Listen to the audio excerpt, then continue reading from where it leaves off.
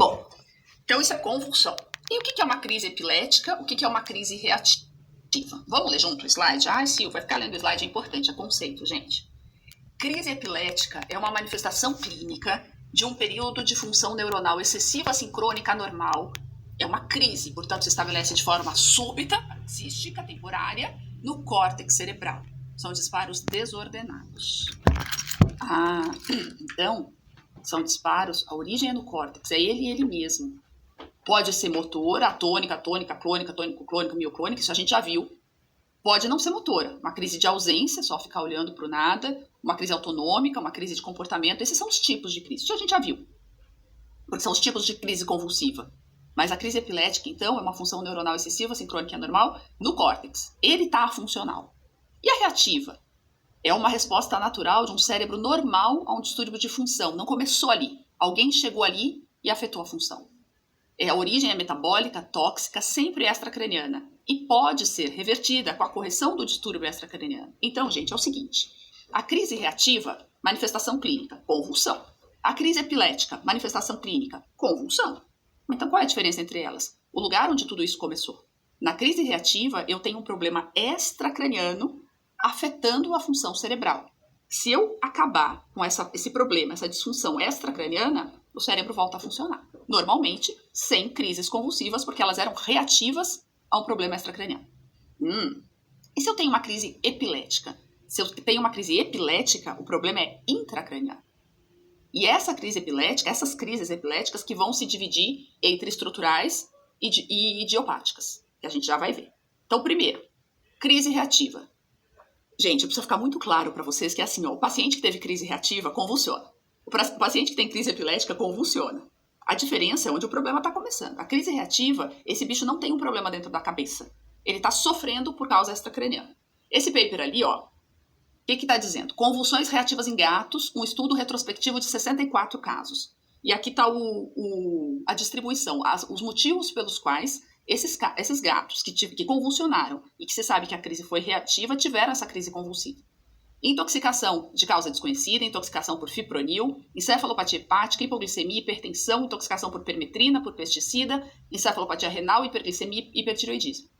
Todas as causas extracranianas. Portanto, crise reativa.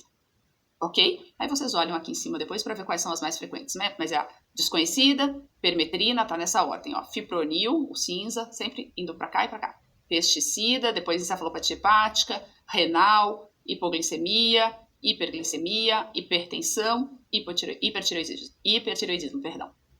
Ok? Vamos adiante então. O que é esse quadro? Esse quadro é do mesmo estudo, dizendo, então, como é que exames foram feitos nesses pacientes até que essa etiologia fosse verificada? Isso é muito mais para vocês terem à mão quando se perguntam que exame eu posso fazer aqui. Então, vamos pegar aleatoriamente aqui, Hipertensão. Todos fizeram hemograma, todos fizeram concentração sérica de amônia, todos fizeram urina, aí depois não fizeram copo parasitológico, não fizeram análise de conteúdo gástrico, porque não tinha suspeita de intoxicação. Esses aqui, fizeram análise de conteúdo gástrico, um desses aqui. Aqui fecal. É assim, que exame eu posso pedir conforme a minha suspeita. Tá? É muito mais um quadro de apoio aí para o dia a dia de vocês. Exemplo de crises reativas, uma pergunta comum. Pela manifestação clínica, pela cara da convulsão, eu posso saber se aquilo é reativo ou se aquilo é epilético? Se a causa está fora da cabeça ou dentro da cabeça? Não consegue. Vamos ver duas crises reativas aqui, Esse gato tinha encefalopatia hepática e esse outro gato, que é do paper que tá da Hasenfrat e da Taylor. A Hasenfrat era residente quando eu fiz estágio em Guelph, no Canadá. Mikhail, ela é israelense, é uma moça. Tem hipoglicemia, esse gato do paper delas. Deixa eu ver se eu enxergo ali quanto que ele tinha de glicemia. 23 miligramas por decilitro. Ambas crises reativas. Não tem nada dentro da cabeça, nada errado dentro da cabeça desses felinos. Um, o fígado não funciona e o outro está em hipoglicemia. Crises reativas. Muito bem. Vamos voltar então agora para epilepsia. Crise reativa a gente já entendeu. O bicho convulsiona, o problema não é dentro da cabeça. E epilepsia? Epilepsia é uma doença cerebral. Qual é a característica dessa doença cerebral? Esse cérebro está sujeito a ter crises epiléticas. Crise epilética é igual a crise convulsiva de origem intracraniana. É esse o conceito, ok? Essa crise epilética, pode caracterizar uma epilepsia estrutural ou uma epilepsia idiopática. Ambas têm origem intracraniana, porque senão a gente não chamaria de crise epilética. O que é a estrutural? Ela é secundária, ela é sintomática. Você está vendo a convulsão, porque lá dentro daquela cabecinha tem um acidente vascular, uma infecção, uma inflamação, houve um trauma, tem uma alteração anatômica, uma neoplasia, uma doença degenerativa. Tá escrito errado ali. Tá, degenerativa, peço desculpas. A causa é intracraniana, necessariamente. Ah, mas então a epilepsia idiopática não é intracraniana? É, gente, porque se não for intracraniana, a gente não pode chamar de epilepsia. Epilepsia é uma doença caracterizada pela tendência a crises epiléticas. O que são crises epiléticas? São crises convulsivas de origem intracraniana. Precisa ter uma lesão estrutural sólida, uma bola? Não. Se tiver uma lesão estrutural do tipo bola, do tipo mancha, inflamação, infecção, acidente vascular, hemorrágico ou isquêmico, neoplasia, cisto, o que for, essa crise epilética é uma crise do tipo estrutural. Ela é secundária a uma lesão inicial. Se não tiver nada disso, aí você está diante de um paciente idiopático. Ele tem uma epilepsia idiopática. Ele tem crises epiléticas sem ter nenhuma lesão estrutural intracraniana. Nesse paciente, a doença é a crise epilética. E ele tem isso porque ele tem alguma alteração celular. Não dá para ver na ressonância, no exame de imagem, nem no líquor, nem em lugar nenhum.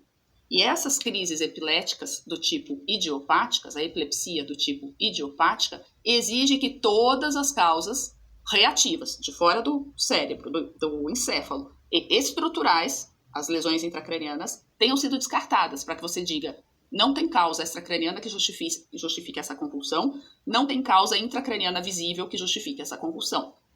Tudo indica que esse paciente é um epilético idiopático, ok?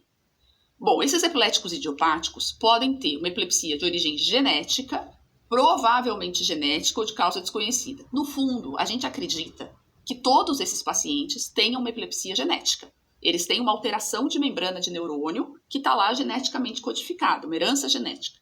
Só que isso não está mapeado para todas as raças de cães, menos ainda para as raças de gato. Então, por isso que a gente fala em genética, provavelmente genética e desconhecida. Tem alguns que a gente já sabe que é genética, tem outros que a gente já tem indícios de que seja, e tem outros que a gente não vai saber nunca, tá? Porque num paciente, por exemplo, sem raça definida, que não se conhece a família, enfim, nunca se vai saber. Vamos falar um pouquinho sobre isso, então. Primeiro, epilepsia estrutural. O que é, de novo, o que é uma epilepsia estrutural, gente? Epilepsia é uma doença cerebral de um cérebro predisposto a ter crise epilética. Crise epilética é crise convulsiva que tem uma causa intracraniana. A crise epilética pode ser estrutural, caso aqui, pode ser idiopática. A estrutural tem lesão dentro da cabecinha. E eu mostro de novo o caso que eu mostrei para vocês da Universidade da Carolina do Norte. O gato convulsionava, tinha crises convulsivas. Essas crises eram do tipo epiléticas estruturais. A causa era intracraniana, havia uma lesão, era um abscesso, uma lesão infecciosa. Ok? E aí, depois que eu descartei as causas intracranianas, ou que eu confirmei e vi que é uma epilepsia estrutural, mas se eu descartei, eu posso pensar nas idiopáticas. E que são essas aqui. Então, quando que eu digo que é genética? A gente tem os grupos as populações pesquisadas. Então, alguns pacientes, o paciente propriamente dito, faz parte de um estudo, de uma pesquisa e teve o gene identificado. Então, aquele cão tem uma epilepsia de origem genética. O gene está identificado naquela família, enfim. Então, vamos supor, vocês têm um pastor alemão que convulsiona. Esse pastor alemão não tem causas extracranianas para essa convulsão, a crise não é reativa, não tem causas à ressonância, não tem causas no líquor, e aí vocês puxam aí a árvore genealógica desse pastor alemão e descobrem que nessa árvore genealógica havia um antepassado desse cão que convulsionava e que possivelmente esse cão, então tem um gene ali, possivelmente não, que convulsionava e sabia que era genético, ele integrava um grupo de pesquisa, então esse seu pastor alemão tem uma crise epilética genética, gene identificado, tá? Ou tem um gene identificado em pastor alemão, você tem um pastor que convulsiona e você manda o material do seu pastor para ele pro genoma ser decodificado e acham o gene lá, pronto, epilepsia genética. Na rotina, dificilmente a gente faz isso.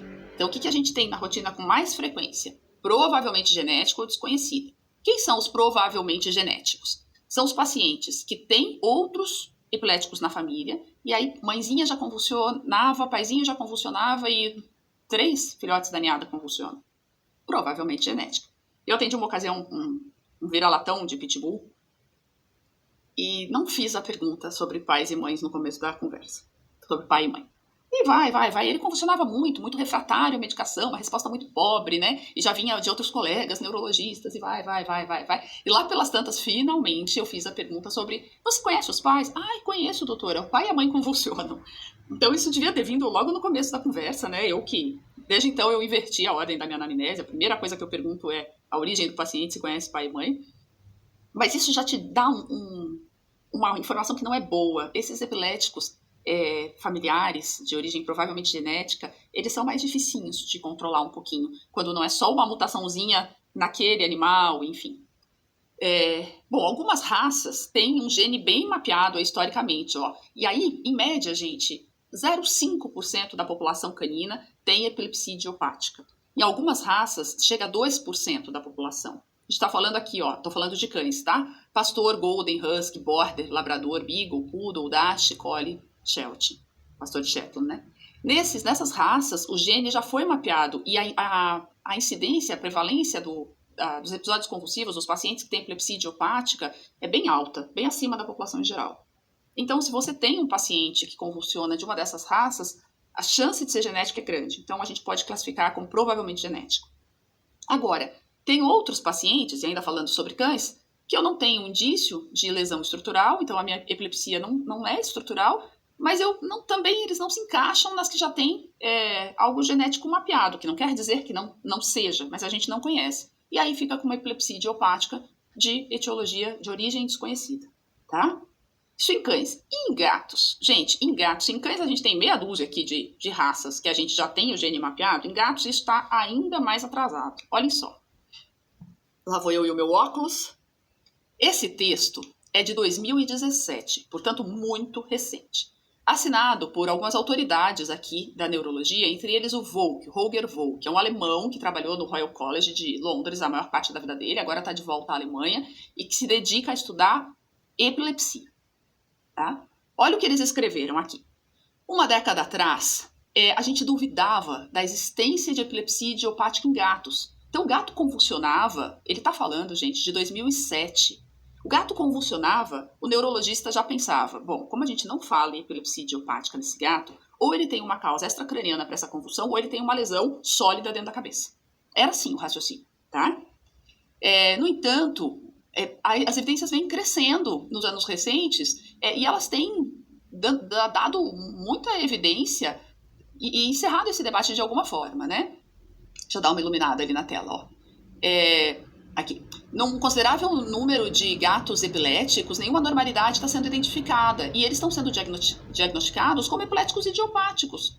O que antes não se cogitava, né, gente? De forma interessante, escrevem eles em 2017, uma etiologia genética ainda não foi identificada nos gatos e só tem um paper, um relatório, um relato sugerindo uma epilepsia familiar de suspeita, que a etiologia genética é suspeita, são gatos de laboratório, que é isso que eu vou mostrar para vocês agora. Um grupo japonês vem estudando. Em cães, 3 diferentes genes já foram associados com a epilepsia. E esses são os primeiros estudos, né? O Lagotto romagnolo, os pastores belgas foram identificados, e os Rhodesians. E aí depois a gente viu que esses genes se repetiam em outras raças. Como o genoma felino está se tornando cada vez mais popular, é provável que uma causa genética para epilepsia idiopática também possa ser achada em gatos, em 2017. Para vocês verem o estado da arte, como a gente está atrasado nisso. E aí, esse estudo ao qual o Volk e colaboradores se referem é esse aqui, ó, desse grupo japonês, que é da Universidade de Tóquio, se eu não me engano, da Universidade de Tóquio aqui. O que eles estão estudando? Uma epilepsia felina espontânea familiar, possivelmente idiopática genética. Esses gatos são parentes e integram o gatil da universidade. Eles começaram a cruzar esses gatos quando perceberam isso. Primeiro fizeram esse breve relato aí, que é de 2010, é isso? Acho que é isso. E aí 2017, exato. Eles mencionam nesse editorial. Olhem só como é o padrão convulsivo desses gatos. Então, esses 2 filmes são filmes que, em alguns papers, você tem o vídeo junto nas plataformas. No primeiro vídeo do gato que está dentro da caixa de acrílico, sem as pessoas sacudirem a caixa, o padrão convulsivo é espontâneo. Percebam como ele é. São todos família, a mesma árvore genealógica, né? Então o gatinho vai convulsionar ali. Vou falar, nossa, no começo parece síndrome orofacial, né? Ele tá de costas, daria até melhor pra gente ver se estivesse de frente. Calma, que o padrão ainda vai piorar. Ó, parece aquele que eu mostrei pra vocês, lateralizando logo no começo da aula, e aí ele entra no padrão tônico-clônico. E aí eles perceberam que eles conseguem engatilhar essas convulsões. É horrível o vídeo, mas eles sacodem a gaiola. E esse estímulo vestibular é um gatilho convulsivo nessa família de gatos. Eu tenho pavor de ver vídeos de paciente convulsionando a despeito de trabalhar com isso. De fato, não gosto. Estou mostrando para ter a obrigação de mostrar para vocês. Esse estudo, eu já estou quase convulsionando com o estímulo vestibular da caixa. Imagina o coitado do gato que está dentro. Eles interrompem o estímulo daqui a pouco. O gato já está bastante tonto, coitado. Quando eles percebem o início da convulsão, eles interrompem esse balançar. Tem comitê de ética a pesquisa, vocês podem achar muito pouco ética, eu confesso que também não fico muito confortável com esse tipo de pesquisa. Mas aí o gato está convulsionando num padrão muito semelhante ao episódio, do qual o primeiro já está se recuperando ali, no espontâneo. Bom, esse grupo japonês, gente, já fez inúmeros estudos, esse foi um dos primeiros estudos, eles já têm ressonância magnética desses gatos, eles já estão conseguindo localizar a região encefálica e cortical que inicia o padrão convulsivo. Isso tudo está bem avançado, tudo indica que vai ser de fato o primeiro gene aí identificado em gato de convulsão idiopática. Idiopática primária, esses nomes ainda se aplicam, mas é melhor a gente dar preferência ao idiopático. Bom, vamos lá então. O que é a epilepsia idiopática? Epilepsia idiopática, então, de novo. Se eu falei epilepsia, eu estou dizendo para vocês que não tem nada errado extracraniano. Não é crise reativa, é crise epilética. Se eu estou dizendo idiopática, é porque não tem lesão estrutural intracraniana, ok? Ótimo. É um distúrbio cerebral funcional. É um diagnóstico de exclusão. O que se percebe é que esses neurônios têm, em geral, uma canalopatia. Os neurônios têm que ficar a menos 90 milivolts, certo? Para a convulsão se dar, o potencial de ação tem que ser disparado. Para o potencial de ação ser disparado, o neurônio vai a mais 35 milivolts. O que acontece nesses pacientes que têm essas epilepsias idiopáticas? Eles têm muita dificuldade de manter o neurônio em menos 90, porque para isso o cloro tem que entrar nas células. Ou o potássio tem que sair. Ela tem que ficar negativa. Ou entra a partícula negativa ou sai positiva. Senão ela não vai ficar negativa. E algum erro no canal de um íon ou outro leva o neurônio a estar sempre muito pronto a entrar, a disparar um potencial de ação. Ok? É basicamente isso. Quem são os pacientes que podem ser diagnosticados com uma epilepsia idiopática? Primeiro, eles não podem ter lesão intracraniana e não podem ter causa extracraniana para as convulsões. Segundo, eles têm uma faixa etária baixa. Entre cães são pacientes entre 1 e 5 anos. Entre gatos, 1 e 7 anos. Então são jovens ou adultos. Pacientes que convulsionam pela primeira vez depois dessa idade dificilmente são idiopáticos. Eu disse dificilmente.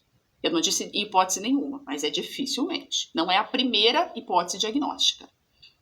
Bom, se o paciente tem uma crise antes de 1 ano, Silvia, você está falando entre 1 ano e 5 para cães, 1 e 7 para gatos.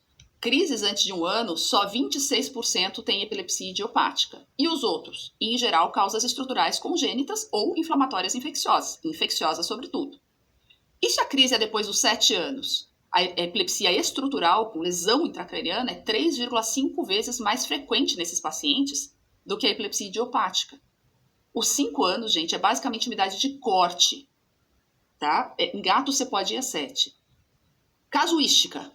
21 a 59% dos gatos que têm crise epilética têm hoje o que a gente acredita ser uma crise idiopática. Olha que loucura isso. Em 2007, a gente achava que gato que convulsiona ou tem crise reativa, tem uma causa extracraniana para essa convulsão, ou tem lesão estrutural intracraniana. Hoje, já se sabe, com o advento e o uso cada vez mais comum da ressonância, que metade, 60% em alguns estudos, ou pelo menos 20% em outros estudos, então pelo menos um deles, né, em cada 6 em cada 10, ou 2 em cada 10, convulsionam sem ter causa extracraniana e sem ter causa intracraniana, lesão sólida. Ah, mas tem causa intracraniana na idiopática? Tem, mas eu não enxergo essa causa, ok? Percebam como a gente mudou essa perspectiva. Então vamos lá, para ser epilético idiopático, não pode ter causa extracraniana que explique a convulsão, não pode ter lesão intracraniana, diagnóstico de exclusão. Tem que ter entre 1 e 5 anos, prioritariamente para cão, 1 e 7 para gato, Pode haver diagnóstico fora dessa faixa etária, mas eles são muito mais raros. Fundamental, exame neurológico normal entre os episódios convulsivos. Mas quando o paciente convulsiona, ele não fica com edema pós-convulsão? Fica. Por isso que é importante que você espere pelo menos 48 horas para examinar esse paciente. E ainda assim, tem pacientes que mantêm algum grau de alteração no exame neurológico 10 dias depois do episódio convulsivo. Mas é a minoria. Mas eu tenho um paciente que ele é um epilético idiopático, eu tenho certeza, ele começou a convulsionar com 2 anos, hoje ele tem 5, mas ele tem déficit proprioceptivo de membros pélvicos. Ele tem que ter uma razão para isso, então. Das duas, uma. Ou ele tem uma lesão em medula espinhal que você ainda não achou, ou, gente, isso não é a coisa mais comum do mundo, mas o paciente sofreu tantas convulsões violentas, vários estatos epiléticos, convulsões de mais 5 minutos, enfim, ele ficou com lesão cicatricial. Mas essa não tem que ser a primeira hipótese de vocês para explicar a lesão. Vocês têm que descartar a existência de lesão intracraniana, ok? Bom, os exames complementares naturalmente têm que ser normais para descartar a causa extracraniana e lesão sólida intracraniana. E esses pacientes, os epiléticos idiopáticos, costumam responder bem ao fenobarbital, tá? Por que eu digo costumam? Porque existem os refratários, né, que não respondem bem nem à combinação de 4 drogas. Mas eles são uma exceção. A maioria responde bem ao fenobarbital. E o paciente convulsionou. Recebi o paciente. Vou começar a minha pesquisa, né? Então, a primeira coisa que eu vou fazer é descartar as causas extracranianas. Já descartei. Convulsionou anteontem. Posso mandar para ressonância? Não é o ideal. Esse paciente aqui tem esse padrão de edema que vocês estão vendo aqui, ó. Periventricular. A gente vê tanto em T2 como em flare, né? São as ponderações. A gente vê nos dois. E esse padrão aqui decorre dos status epiléticos que esse cão sofreu. Então, ele é transitório. A ressonância foi feita no momento errado, ainda tinha edema. O ideal é esperar uns 10 dias, tá? Para mandar o paciente para ressonância, 10 dias pós-convulsão, para eliminar a chance de você ver alterações na imagem que sejam transitórias, que não sejam reais, definitivas. Bom, então, seguindo na epilepsia idiopática, como é que eu posso diagnosticar esse quadro? De novo, você tem que descartar reativas, descartar lesões estruturais, observar a idade do paciente, tem que ter um exame neurológico normal. Além disso, esse paciente tem que ter tido 2 crises com intervalo maior do que 24 horas. Porque uma crise convulsiva na vida, por uma causa externa que acabou não ficando claro, isso pode acontecer em encéfalos normais, mas elas não devem ficar recidivando, ok? Os episódios convulsivos são mais comuns durante o sono ou repouso. São episódios que não adianta chamar o paciente, oferecer uma coisinha que ele gosta de comer, eles não são passíveis de interrupção, podem ser focais ou generalizadas. Perceba, eu não estou dizendo que você vai oferecer uma coisa que o paciente gosta de comer que ele não vai te olhar, porque se for focal ele vai te olhar. Mas o tremor que você está vendo, ou a midríase que você está vendo, ela não vai ser interrompida pela sua oferta, pelo fato de você chamar o paciente. E os episódios convulsivos, eles costumam ter pródromo, que é uma alteração um pouquinho antes da crise, e pós-ictus, que são alterações que sucedem à crise. A gente já vai falar sobre isso. Então, pensem nisso tudo na hora de fechar um diagnóstico de epilepsia idiopática.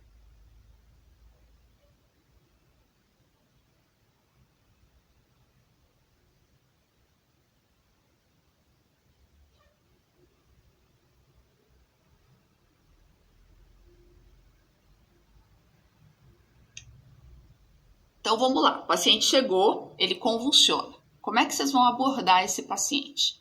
Primeira pergunta. A crise é epilética ou é reativa? Na cabeça de vocês. Não é uma pergunta que vai fazer para o tutor, porque ele jamais vai saber responder. Como é que eu vou saber isso? Uma anamnese bem detalhada. Porque na anamnese pode vir, então eu coloquei um gato e eu coloquei ontem um antipulga. E aí você pede para ver o antipulga, e é um antipulga que causa intoxicação em gatos. Então, você vai ter que descartar essa possibilidade antes de ir adiante com a sua pesquisa. Tá? Daí o motivo da anamnese necessariamente ser detalhada. Paciente com acesso à rua, que voltou convulsionando pela primeira vez. Idade do paciente. Outras alterações neurológicas. Quando ele caminha, ele anda de vez em quando em círculo, ele tropeça, ele mudou o lugar de fazer xixi, de dormir. Você está cercando alterações que também podem ter sede no cérebro, para saber se esse paciente não tem uma lesão cerebral. Então, uma anamnese bem detalhada. Então, o que eu quero saber, além dos exemplos que eu já dei? O que a pessoa viu? Como é que foi essa crise, para ter certeza que é convulsiva? que ela viu um pouquinho antes da crise, durante a crise e depois. Porque aqui eu vou saber se tem pós-ictus e pródromo. A gente já vai conversar sobre isso. Além da crise, viu algo de anormal? Ele anda em círculo há um tempão. Gente, se ele anda em círculo há um tempão, ele não tem uma epilepsia idiopática, ele tem causa para isso. Quando e como foi vacinado, para a gente pensar um pouquinho nas infecciosas, como é o ambiente, risco de infecção, de intoxicação, vai à rua, não vai à rua, que manejo fez ontem para pulga, carrapato, que doenças e problemas de saúde já teve e o histórico de pais e irmãos. Ok. Pede um vídeo. Você filmou? Filmei. Você sempre tem que fazer essa pergunta, porque isso ali vai ser a sua resposta. Você vê a crise e muitas vezes é a sua resposta. Toda vez que a gente vê a crise, a gente tem certeza que a crise é convulsiva? Às vezes não. Tem padrões convulsivos que são comportamentais, que são autonômicos, que são focais, que podem ser confundidos. Um bom exemplo é a crise orofacial. Outro exemplo é o que eu disse para vocês, do paciente que eu tenho, da paciente, é uma fêmea, que faz midríase e vomita. Essa paciente foi para o gastro antes. E se ela viesse antes para mim, eu ia falar, você não quer investigar primeiro causa gastrointestinais? Né? A gente tem que pensar no óbvio antes. Fiz a anamnese detalhada, tenho vídeo, tenho tudo. Tá bom, então o episódio é convulsivo, eu tenho certeza. Aí eu vou me perguntar, então qual é a causa dessa convulsão? E aí eu vou excluir as causas extracranianas. Tá bem identificado e fez uma ótima anamnese, já fiz aqui, para excluir intoxicação, para excluir infecção, para saber status vacinal, saber se os outros contactantes estão com o mesmo problema. E vou fazer o meu exame físico e o meu exame oftálmico. Então, o que eu vou procurar? O que eu quero abordar? Eu quero saber, eu já fiz essas perguntas na anamnese, né? Mas eu quero saber se tem atrofia, eu quero saber se tem um sopro muito audível no coração, eu quero saber se a mucosa é cianótica ou pálida, eu quero saber se esse pulmão tem uma ausculta limpa ou não, eu quero saber se tem um monte de fecaloma. Quer ver? Vou dar um exemplo. Um paciente pode convulsionar por não ter cálcio iônico disponível, por hipocalcemia, e a hipocalcemia pode fazer com que ele não tenha motilidade intestinal e ele tenha fecaloma. Portanto, eu tenho que palpar o abdômen. O paciente pode convulsionar porque ele tem uma enorme formação hepática que libera coágulos, êmbolos neoplásicos. Eu tenho que palpar esse abdômen. Pode ser em fígado, pode ser em baço, pode ser não necessariamente identificável a palpação a qual órgão essa neoplasia está vinculada, ok? Fundo de olho. Gente, o único ponto do sistema nervoso central que eu consigo ver é a papila ali do nervo óptico. Então, fazer fundo de olho, se eu tenho ali hemorragia, eu tenho que pensar em doenças infecciosas, hipertensão, vasos anômalos. É bem bacana fazer fundo de olho, tá? Bom, fiz, não tem causa extracraniana. Vou pedir exames, hemograma, bioquímica básica, triglicérides e colesterol, glicemia, e aí vou começar a buscar causas intracranianas. Para aquela convulsão, vou fazer o meu exame neurológico, preferencialmente depois de 48 horas da convulsão. Se a convulsão é um sinal de síndrome cerebral, eu vou tentar observar com mais atenção no meu exame neurológico outros sinais de que esse cérebro não funciona. Quais são esses outros sinais? O estado mental, que eu já fiz perguntas na anamnese, mas eu também vou observar, a resposta à ameaça dos olhos, a sensibilidade nasal e a propriocepção, a reação postural. São essas as outras variáveis do exame neurológico, além do relato de convulsão, alteração de comportamento, né? Estado mental, consciência e comportamento, não esqueçam disso, que vão me dizer se esse córtex funciona ou se ele tem alterações que se mantêm. É uma alteração pontual, que é a epilepsia idiopática, ou não? Tem uma lesão que está ali o tempo inteiro. E aí eu penso mais em algo estrutural, tá? Lembrem que o exame neurológico normal não descarta alteração. É como um hemograma normal, gente. Não descarta a doença, tá? E se vocês tiverem, por exemplo, um paciente que só tem déficit proprioceptivo de um lado, teve uma crise convulsiva generalizada, e aí vocês estão examinando 48 horas depois, Ai, será que não é do edema pós-convulsão? E aí você faz a propriocepção, ele é ausente de um lado e super boa do outro. Vira e desvira e do outro fica. Pensem numa lesão estrutural, é muita assimetria. É muita. Se eu tive uma convulsão generalizada, eu tive envolvimento bilateral dos hemisférios, do cérebro, dos dois hemisférios. Por que eu só vou ter déficit proprioceptivo de um lado? Não faz sentido, tá? A mesma coisa para causas extracranianas. Se eu tenho um padrão de intoxicação, eu não devo ver assimetria. Eu posso ver tudo falhando, mas de forma simétrica, se essa causa extracraniana ainda se mantém, ok? Pensem sempre nisso. Não claro que sempre tem exceção, mas nesse caso a exceção é raríssima. Eu vi na Carolina do Norte um paciente que tinha shunt portosistêmico, shunt hepático, né? E tinha assimetria, mas era um paciente que já havia tido uma lesão intracraniana. Então o paciente tinha um lado da cabecinha mais suscetível à intoxicação, que é o que o shunt efetivamente causa, do que o outro. Isso é a exceção da exceção. Tá? Isso confunde mesmo a gente, não é nisso que a gente tem que se basear, a gente tem que pensar na regra. Assimetria não sugere crise reativa, assimetria não sugere, em princípio, epilepsia idiopática. Eu tenho que pensar mais em uma questão estrutural, ok? Muito bem, quando é que eu vou tratar esses pacientes? Eu vou tratar esses pacientes quando eles tiverem 2 crises em menos de 6 meses. Agora eu tô falando de epiléticos idiopáticos. Aí vocês vão falar, Sil, mas se ele for um epilético estrutural, tem uma lesão dentro da cabeça. Gente, se ele for um epilético estrutural, ele vai ter mais, e convulsionar, ele vai ter 2 crises ou mais em menos de 6 meses, infelizmente, porque a lesão é ativa, tá ali. Tá? Então, eu tô falando de epilético idiopático. Eu tenho que tratar. Quando ele tem 2 crises em menos de 6 meses. Da onde saiu esse número? Não é cabalístico. É porque os estudos mostram que quando o paciente passa a ter essa frequência de crise, 2 ou mais crises em menos de 6 meses, a sucessão de edemas intracranianos é pior para esse encéfalo do que o efeito colateral para o organismo do meu remédio. Então é mais negócio tratar esse paciente. Agora, se ele tem episódios convulsivos que decorrem aí da epilepsia idiopática dele, um em janeiro e outro em novembro, que é um intervalo maior do que 6 meses, o dano desses episódios para o organismo é menor do que o dano causado pelo remédio. É por isso que a gente tem esse intervalo, tá?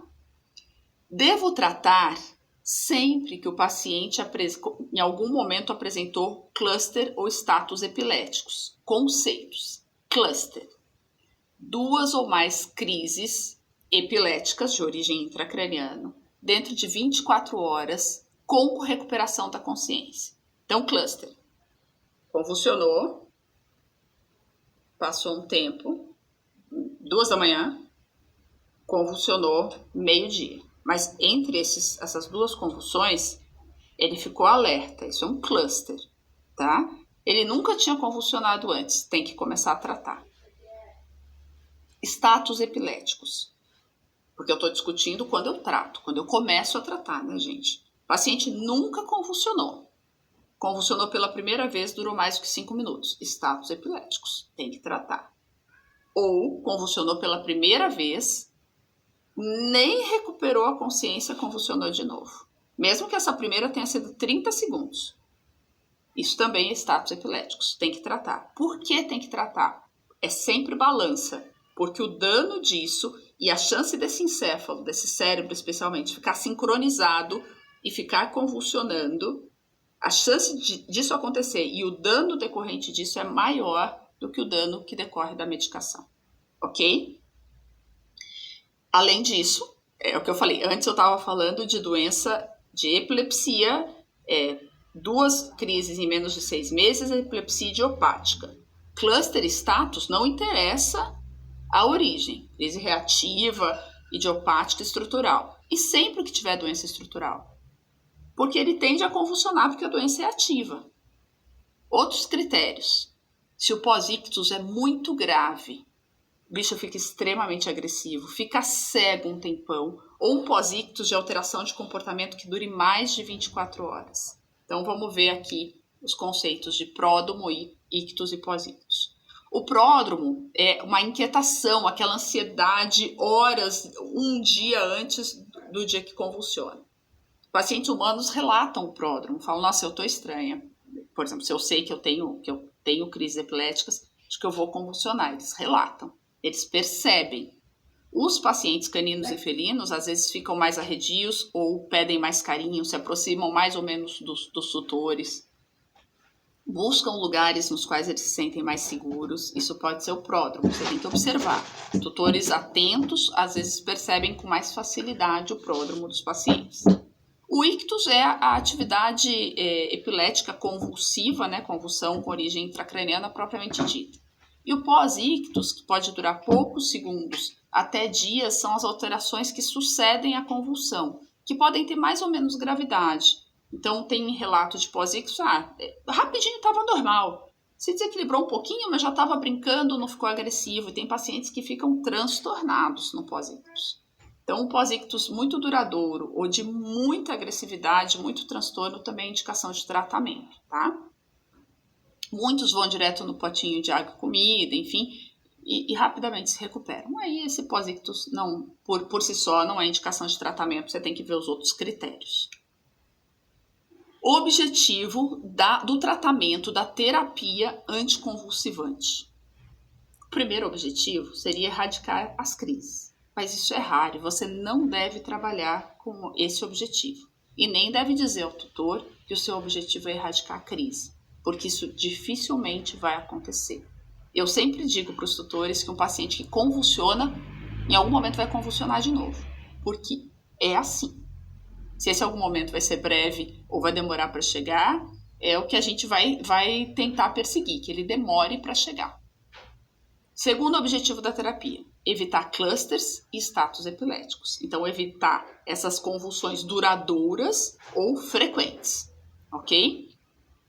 Terceiro objetivo, aumentar em 3 vezes o intervalo entre as crises. Mas olha só, suponha que você tem um paciente que convulsione a cada 3 meses, portanto, menos de 6 meses entre as crises e indicação de tratamento, ele não tem lesão intracraniana, nada. Seu objetivo é aumentar para pelo menos a cada 9 meses. Ótimo. O intervalo de 9 meses é um bom intervalo convulsivo. Agora, se você tem um paciente, meu caso, eu tenho uma paciente, uma York, que quando eu comecei a atender, ela convulsionava 10 vezes por dia. Então, convulsionava a cada 2 horas, né? Menos até. O meu objetivo não pode ser aumentar em 3 vezes o intervalo entre crises, que ela convulsione a cada 6, porque isso ainda é muito ruim. Então, é um objetivo combinado de aumentar 3 vezes o intervalo entre as crises, mas alcançar o intervalo mínimo de 3 meses entre as crises. Então, a minha York, minha paciente York, tenho que tentar lançá-la para intervalo convulsivo de 3 meses. Um paciente que convulsiona a cada mês, tentar pelo menos 3 meses livres de convulsão. Gente, aqui tem um desafio, que é muitos tutores quererem reduzir medicação. Olha só, ela convulsionava todo mês. Faz de conta que a gente está em janeiro. A última vez que ela convulsionou, a doutora, foi em novembro. Já faz 2 meses. Será que a gente não pode tirar um dos remedinhos? Não, porque é muito ruim ainda. E porque demora para poder tirar. As pessoas têm dificuldade para entender que o intervalo convulsivo está bom, está aumentando por causa da medicação. Então, isso tem que ficar bem claro com esse tutor, porque senão ele começa a tirar remédio, o paciente convulsiona. Outro objetivo, se eu ainda não conseguir um intervalo livre de convulsão adequado, que pelo menos eu consiga que esses episódios convulsivos sejam mais brandos, menos intensos, menos duradouros e menos generalizados. Então, mais curtos e cada vez mais focaizinhos, mais breves, tá? Bom, como eu trato esses pacientes? Esses fármacos que estão listados aí têm eficácia comprovada em cães. Na verdade, eles também têm eficácia comprovada em gatos, mas a gente tem a questão do brometo de potássio. Então, fármaco de escolha para terapia de manutenção de pacientes que convulsionam cães e gatos. Fenobarbital. Não controlo com fenobarbital. Não consegui controlar as convulsões. Cães, brometo de potássio. Gatos, levetiracetam. Não consegui. Cães, terceiro fármaco, levetiracetam. Gatos, terceiro fármaco, gabapentina. Zonisamida, que não está disponível do país. Tem no Uruguai, tem como comprar fora, mas aqui a gente não tem. Prestem atenção que carbamazepina, ácido valproico, diazepam, difenilidantoína são fármacos que não devem ser usados em manutenção de cães e gatos. Manutenção, eu digo fármaco de todo dia. O diazepam é a melhor droga para tirar o paciente de emergência, mas ele não deve seguir tomando. Não é raro, gente, neurologistas humanos, eu passei por essa experiência. Eu tenho uma paciente cuja a tutora faz um acompanhamento por algum problema de saúde com um neurologista. Estava conversando com esse neurologista sobre o tratamento da cachorrinha, que é epilética, e o neurologista perguntou por que não tomava ácido valproico, que é um anticonvulsivante usado em humanos. Porque a farmacocinética e a farmacodinâmica em cães não é adequada, vai ter que dar 6 vezes por dia. Então, chamem a atenção disso, né, dos tutores. A gente tem que dizer, gente, nem todo remédio que eventualmente alguém da sua família usa para controlar a convulsão pode ser usado no seu cão ou no seu gato, tá? Não faça isso, ok? Então, agora vamos falar fármaco por fármaco desses que a gente usa. Então, vamos lá. O paciente chegou no seu consultório, ele tem um relato de convulsão, tinha acontecido uma antes, há 2 semanas. Portanto, se for epilético, você já tem indicação de tratamento. Nem interessa qual é a etiologia da crise. Você vai começar a tratar e vai começar a pesquisar ao mesmo tempo, né? Você vai fazer ali exames de sangue, eventualmente ultrassom, raio-x, dependendo da sua suspeita de que causa extracraniana pode estar causando aquela convulsão. Você vai fazer toda essa triagem. Ótimo. Não vejo causa extracraniana. Rim funciona, fígado funciona, não tem dislipidemia, coração funciona, ultrassom normal, raio-x de tórax normal. Ótimo. Perfeito. Então, agora a gente vai pensar numa causa intracraniana, eventualmente você vai pedir ressonância em líquor, o paciente tem ali 4 anos, ele pode ser um idiopático. Enquanto tudo isso está acontecendo, você está tratando, ok? Então, você vai começar a tratar com fenobarbital, sobretudo se o fígado funcionar, certo? Dose, cães, você pode começar com 2,5 mg por quilo, 2 vezes por dia necessariamente, tá? Gatos, pode começar com 3 mg por quilo. Cão e gato dificilmente vão atingir a dosagem sérica terapêutica com a dose mínima, mas há alguns que atingem, portanto a gente tem que começar com a mínima. Como é que eu ajusto essa dose? Como é que eu aumento essa dose? Só pela concentração sérica ou por efeitos colaterais. Se o paciente ficou muito, muito prostrado, a gente já vai ver quais são os efeitos colaterais mais relatados por fenobarbital, tá? Muito apáxico. Bom, se esse paciente tem menos de 1 ano, você vai ter que entrar com ambas as doses, seja cão, seja gato, dobrada. De novo, atenta a efeitos colaterais. Porque o metabolismo desses pacientes ainda é completamente imaturo e isso vai fazer com que sua droga fenobarbital não seja completamente eficiente, tá? O fenobarbital, nome comercial mais comum, Gardenal. Pode ser dado via oral. A gente tem no Brasil a apresentação via oral, intramuscular, intravenosa, a apresentação de farmácia, né? A via oral e de hospitais, intramuscular e intravenoso, tem disponível. E você pode manipular para fazer transdérmico, passar na pele, ok? Claro que se você passar, você tem que passar na pele livre de pelos. Nos nossos pacientes, a barriguinha seria uma opção, né? Mas eles vão lamber, e essa droga não é para ser via oral nessa apresentação. Então, na face interna do pavilhão auricular é o mais adequado, dificilmente eles vão conseguir acessar, tá? Cuidado se é paciente que tem compactante, que lambe a orelhinha, tem que ficar atento a isso. Bom, que raio é a concentração sérica terapêutica? A concentração sérica terapêutica é quanto fica no sangue desse paciente. No fenobarbital, não interessa a dose que eu dou por boca, gente. Não interessa. Interessa quanto fica no sangue desse paciente. Porque é pelo quanto fica, por essa concentração sérica, que isso vai ter função terapêutica ou não. Então, em gato, a concentração tida como terapêutica é 25 a 30 microgramas por mililitro de sangue. Em cães, vocês vão ver que vai vir maior parte dos laboratórios, vem entre 15 e 45. Dificilmente você tem controle convulsivo com 15. É melhor vocês deixarem essa concentração sérica terapêutica entre 20 e 35. Nem tão baixo, que não faça efeito, nem tão alto, que seja hepatotóxico. Por isso que tem a concentração sérica, que é terapêutica e que não é tóxica. Acima de 30 para gato, acima de 35 para cão, isso já está colocando o fígado em risco.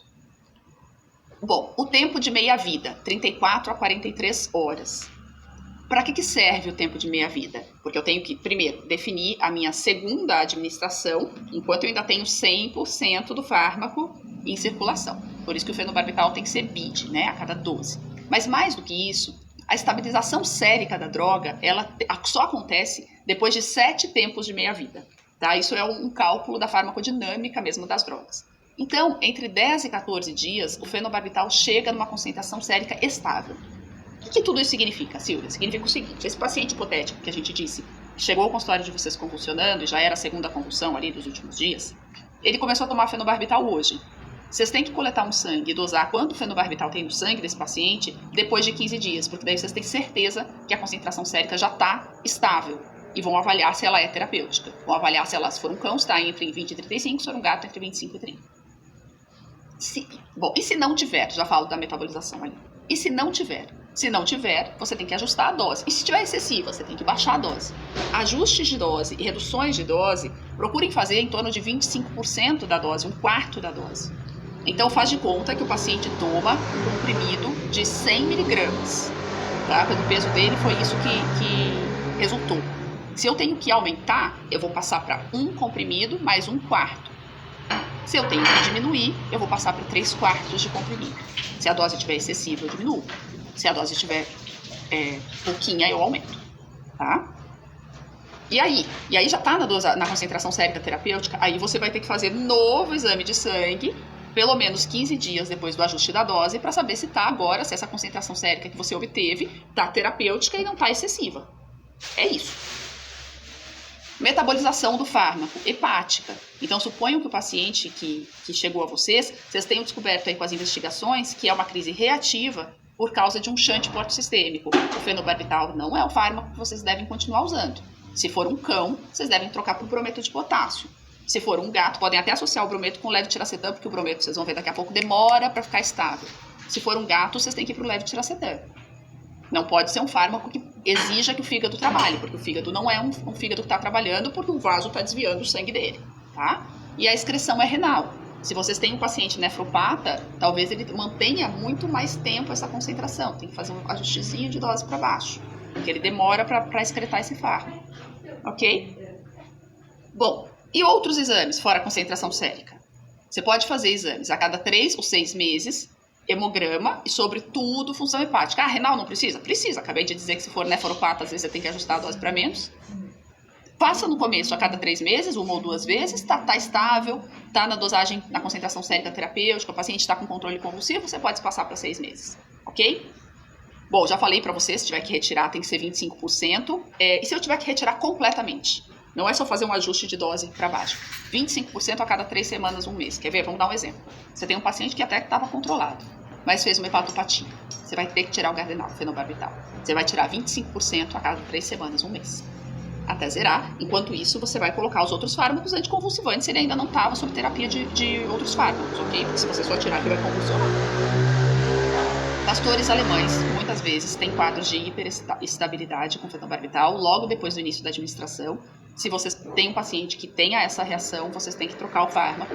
E aí, como é um cão, por brometo de potássio associado ao levetiracetam, tende a ser a melhor alternativa, ok?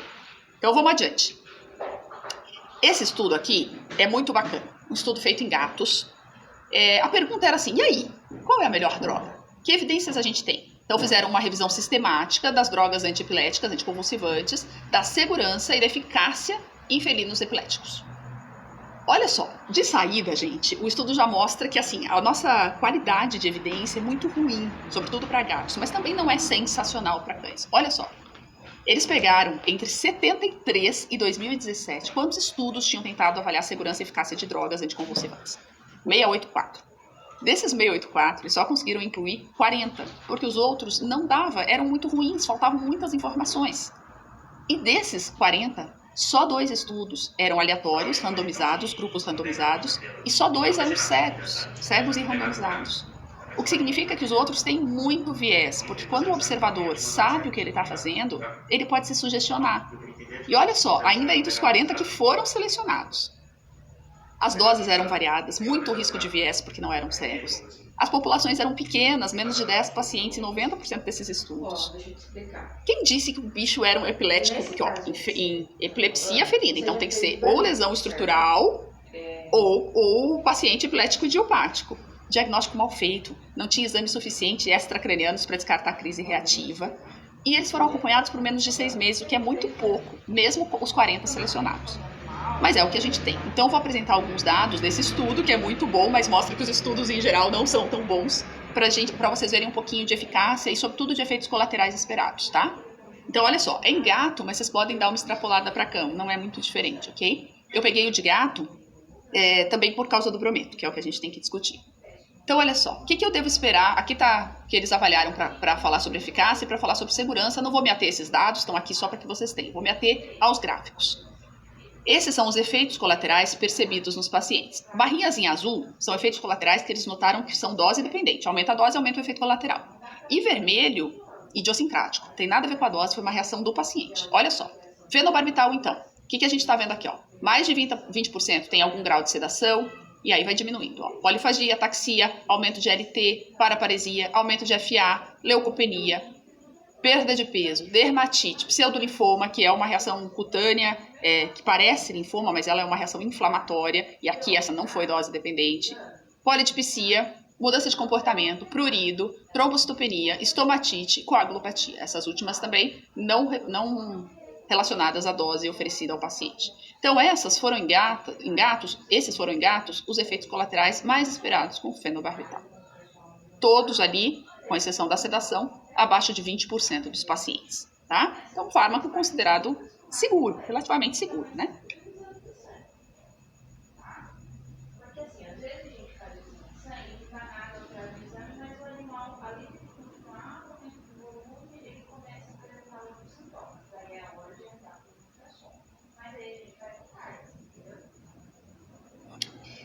Algumas observações aqui que eu acho importante. Eu falei da apresentação transdérmica e a gente tem que sempre se perguntar, mas esse fármaco, ele é absorvido e ele chega à concentração sérica terapêutica se eu aplicar de forma transdérmica? E é isso que esse estudo tenta responder. E ele efetivamente responde. Então aqui, ó, esses resultados mostram que eu chego à concentração sérica terapêutica de potássio como droga.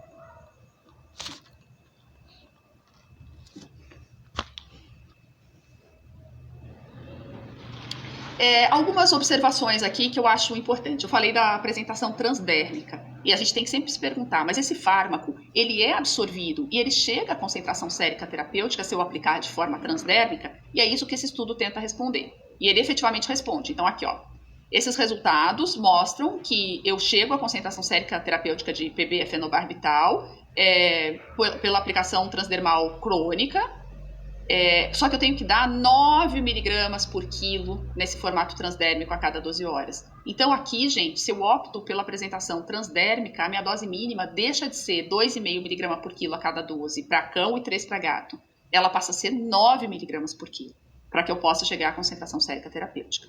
Eu tenho uma paciente sob terapia de fenobarbital que não tolera medicação por boca, ela não deixa, ela morde, que é transdérmica a aplicação, e ela chegou à concentração sérica terapêutica. Eu também tenho pacientes por boca, que a forma de oferta, a apresentação do fenobarbital, nem é comprimido ou cápsula manipulada, nem líquido, é em biscoitinho, e eles também chegaram à concentração sérica terapêutica, tá? Então é bom a gente se lembrar dessas opções. Então aí a transdérmica. Mais um estudo sobre a transdérmica. Aqui a conclusão deles é que quando eles usaram 6 miligramas por quilo via transdérmica, não chegou à concentração sérica terapêutica, hein, gente? É 9 miligramas por quilo. E eles viram um pouquinho de reação na orelhinha desses gatos, ó, um pouquinho de dermatite. Mas em alguns gatos. Esse estudo eram gatos saudáveis, ó. Eles administraram fenobarbital em gatos saudáveis para ver a concentração sérica e ver se viam dermatite, algum efeito colateral. Então aqui não há informação sobre o controle convulsivo desses animais. Bom, aqui também mais um estudo para tentar ver se a via transdérmica do fenobarbital é adequado. E, de novo, ó, eles chegam à conclusão que tem que ser 18 miligramas por quilo por dia, que é a mesma coisa dos 9 miligramas por quilo a cada 12 horas. Ok? Então, me parece há indícios suficientes de que 9 miligramas por quilo a cada 12 pela via transdérmica ou transdermal é o mínimo necessário, tá? Para chegar ao fenobarbital na concentração sérica terapêutica, que é o nosso grande termômetro para ver se o feno está sendo suficiente ou não, gente. Bom, vamos mudar de droga agora. Brometo de potássio. Brometo de potássio, a dose para cão é 30 a 60 miligramas por quilo CID. E para gato, aí vocês vão falar, para gato? Calma. É a partir de 15 miligramas por quilo BID. 2 vezes por dia, a cada 12, CID a cada 24. No Brasil, a gente só tem o brometo de potássio manipulado. Em cães, não raro, a gente opta por fazer 40 miligramas por quilo, uma dose intermediária entre os 30 e 60, por 15 dias, 2 vezes por dia. Cães que se adaptam, que não têm os efeitos colaterais de sedação e ataxia do brometo, ficam super bem, você faz o loading rápido do brometo, chega na concentração sérica terapêutica rápido, ótimo.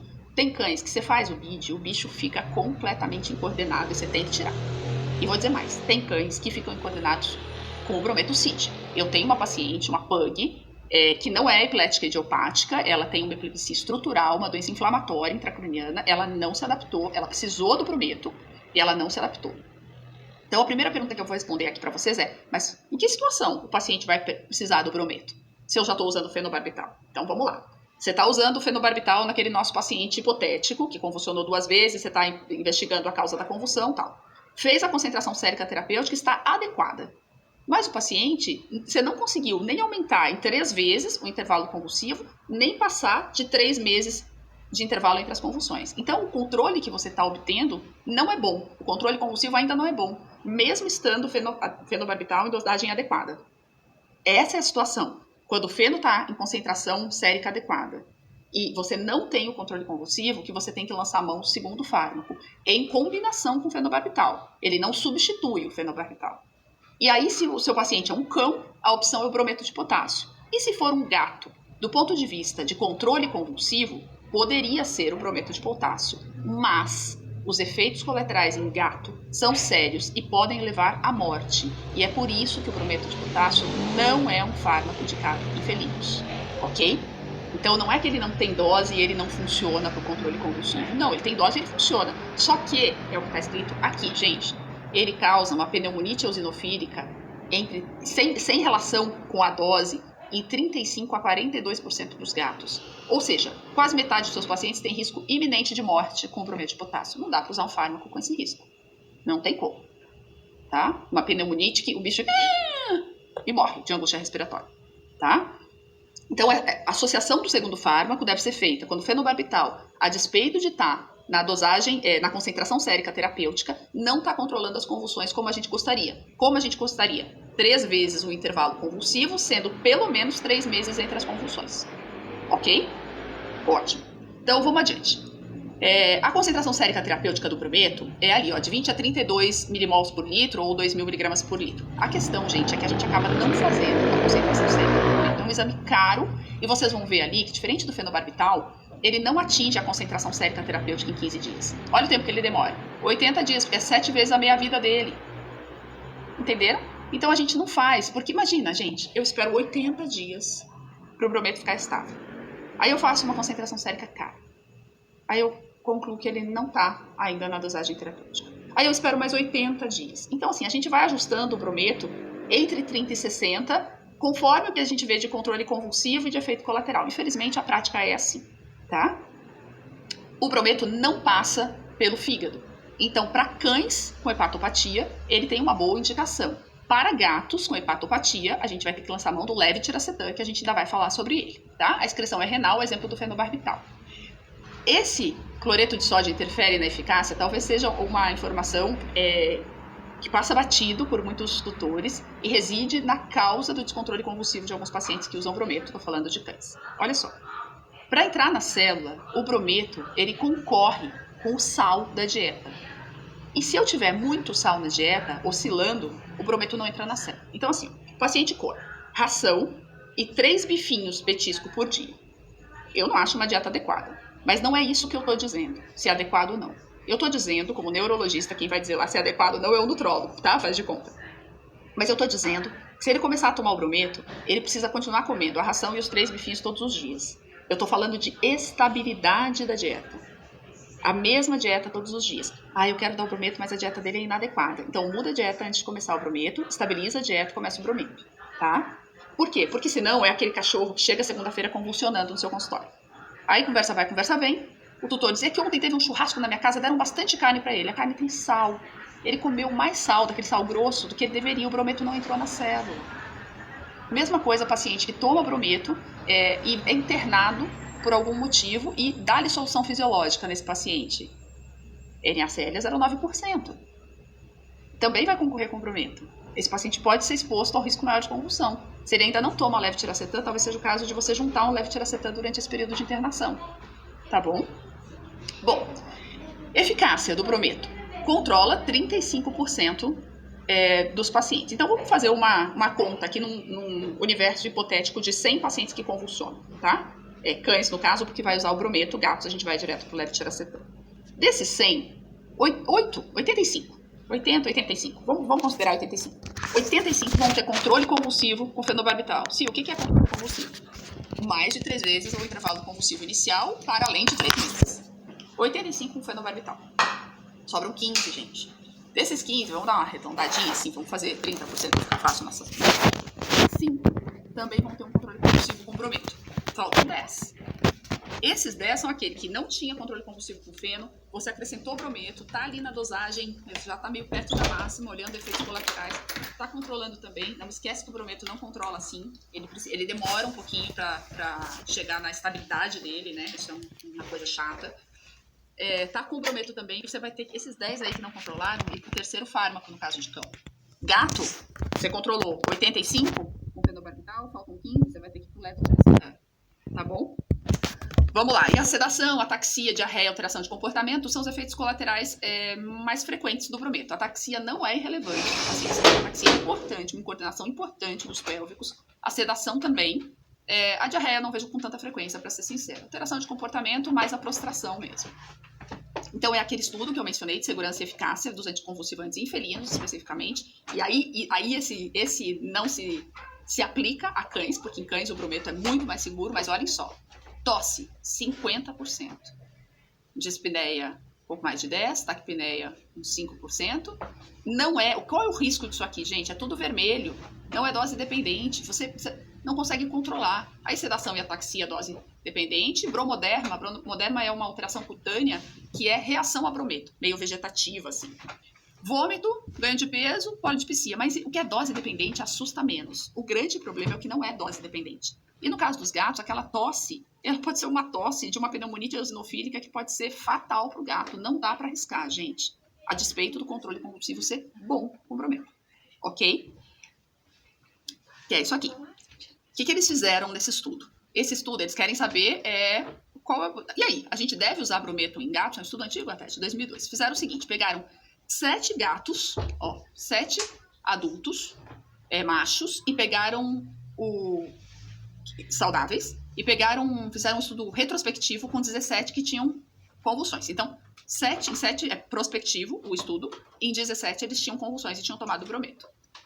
Deram brometo de potássio 15 mg por quilo, é a dose inicial em gatos, a cada 12 horas, até a concentração ficar estável. Eles checaram a concentração. O que eles viram? No estudo prospectivo, eles conseguiram em 8 semanas, então, vamos lá, 7 vezes 7, 49, 7 vezes 8, que horror, né, gente? 56 dias é até menos do que a gente, costuma preconizar. Estão vendo ali? Mais de 80. Mas é difícil a gente ter certeza em que momento ela já vai estar estável. Mas o que eles viram? Vamos voltar aqui. Não viram efeito adverso no brometo nos gatos saudáveis que tomaram no estudo prospectivo. Mas no retrospectivo, os gatos tomavam brometo ou brometo e fenobarbital. E sim, os 7 dos 15 tiveram controle convulsivo. E a concentração do brometo foi atingida do jeito que tinha que ser. Mas a administração do brometo foi associada com efeito adverso em 50% dos gatos, gente. É bastante. Tosse em 6 desses gatos, levando um deles à eutanásia. E um deles, então, dos 6 que tossiram, um foi eutanasiado por causa disso. E o brometo foi interrompido em outros 2. Conclusão. A concentração sérica do brometo, ela acaba sendo atingida em até 2 semanas em gato que recebem 30 mg por quilo por dia. Portanto, gente, até antes dos 80 que a gente preconiza. Mas Os efeitos, e ele também é efetivo no controle das convulsões, mas a incidência de efeitos adversos não aconselha que o brometo seja usado para o controle convulsivo de gatos. Então é isso, infelizmente é bom, mas a gente deve evitar porque o efeito colateral é muito forte. Vamos falar um pouquinho do levetiracetam agora, uma droga muito mais nova do que o fenobarbital. O fenobarbital é lá de 1800, é o primeiro anticonvulsivante. O levetiracetam é um fármaco dos anos 90, é muito mais recente, mas que tem sido uma droga bastante promissora. Tem duas marcas. Eu mencionei que o fenobarbital, o nome comercial mais conhecido é o Gardenal, o brometo é só manipulado. No caso do levetiracetam tem o Keppra, que é uma marca de uma indústria farmacêutica internacional, e tem o Etira, que é uma marca nacional. A gente tem experimentado os dois e eu pessoalmente não vejo nenhuma diferença de controle convulsivo entre uma e outra. Dose: de 20 a 30 miligramas por quilo, e aqui reside o maior problema do levetiracetam. TID a cada 8 horas, a KID a cada 6 horas. Isso exige demais do tutor. E poucas pessoas, exceto nos períodos de pandemia, estão em casa de manhã, de tarde e de noite para dar esse fármaco. Existe fora do Brasil a apresentação para uso via oral, subcutâneo, intramuscular e intravenoso. Aqui a gente só tem via oral. Ele pode ou não pode ser usado de forma transdérmica? Pode ser usado de forma transdérmica, mas a gente não tem a apresentação no Brasil. Nos Estados Unidos tem uma apresentação prolongada, e aí isso permite que ele seja usado a cada 24 ou a cada 12 horas, o que ajuda demais a administração pelo tutor, o manejo. O que é muito bom do levetiracetam? Ele tem uma meia-vida muito curta. Bom, por um lado, é isso que faz com que ele tenha que ser administrado toda hora, então isso é muito ruim. Por outro lado, é também essa meia-vida muito curta que faz com que rapidamente ele atinja a concentração sérica terapêutica, em 20 horas, como vocês podem ver ali.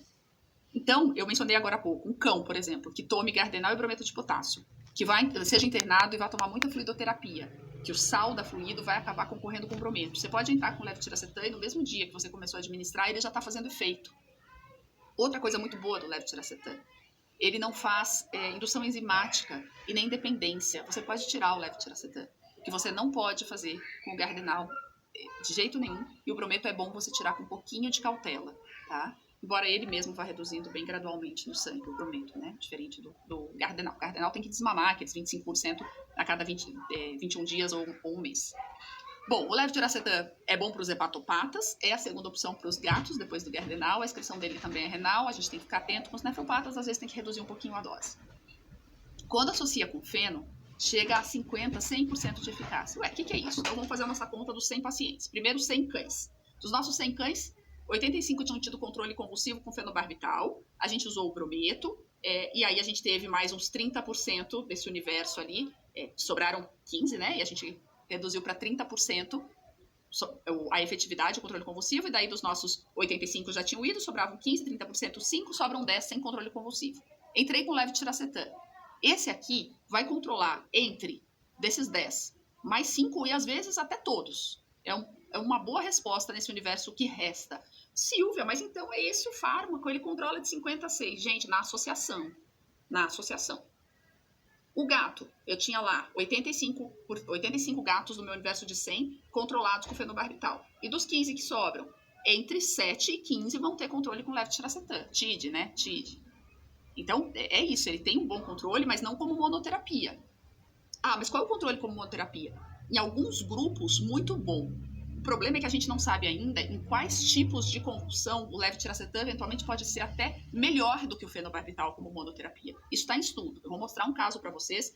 Um já está citado ali, ó. Epilepsia mioclônica de gato idoso. Muito bom controle convulsivo como monoterapia, a única droga. Vou mostrar daqui a pouquinho também as crises audiogênicas felinas, que é uma forma dessa epilepsia mioclônica do gato idoso. Muito bom o controle convulsivo, só com levetiracetam, até melhor do que com fenobarbital. Mas, como eu disse para vocês, é uma droga muito recente. Então, a gente não tem ainda subsídios para dizer que ela exerce um controle, oferece um controle convulsivo melhor para os nossos pacientes em geral do que o fenobarbital. Ainda não. Bom, vamos ver naquele estudo lá dos efeitos colaterais em gatos. Olha só.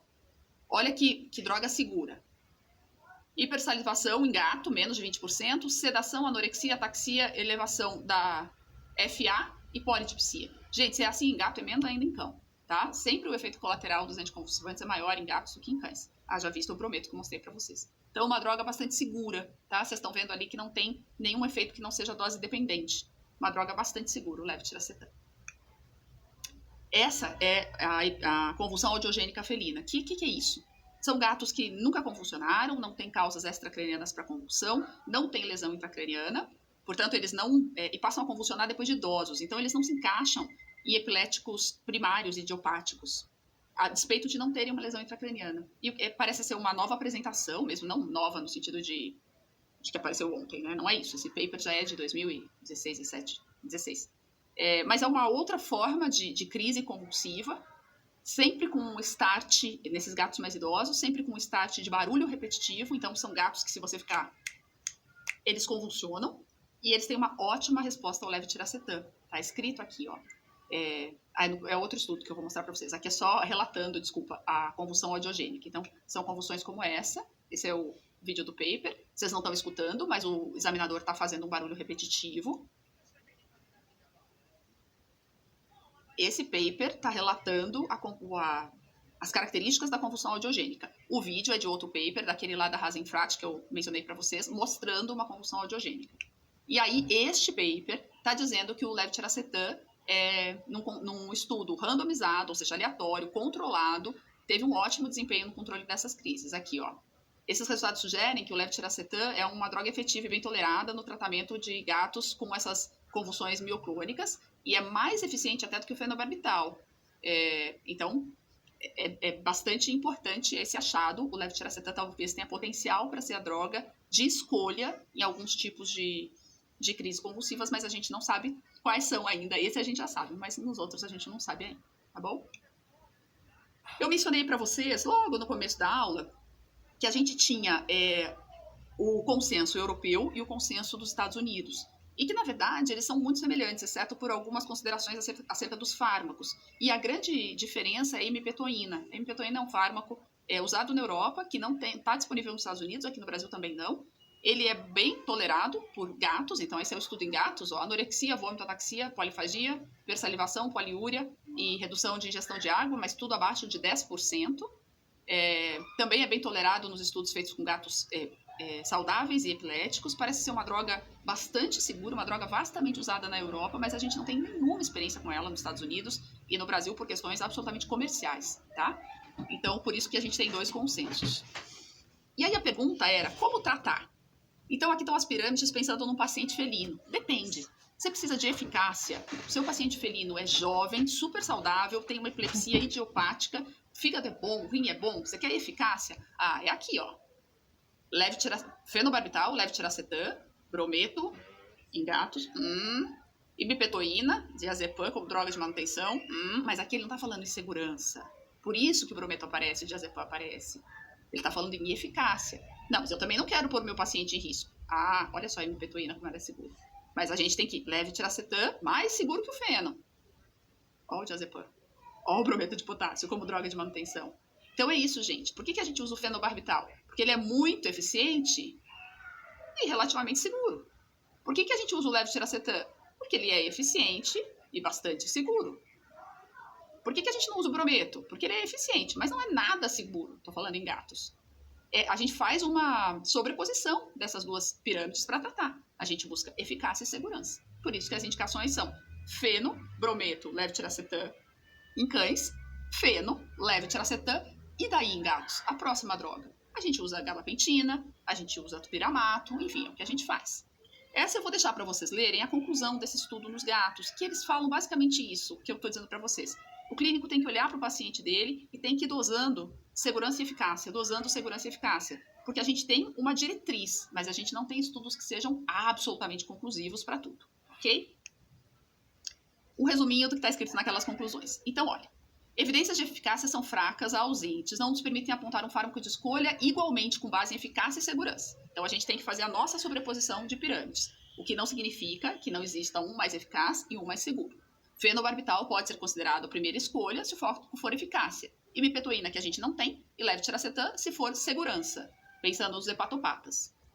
Pensando nos cães, a gente pode colocar brometo nessa lista. Pensando nos gatos, não. Se a primeira escolha foi fenobarbital, por exemplo, e ela não funcionar, aí eu tenho nos cães brometo, levetiracetam, imipetoína, zonisamida eu não tenho.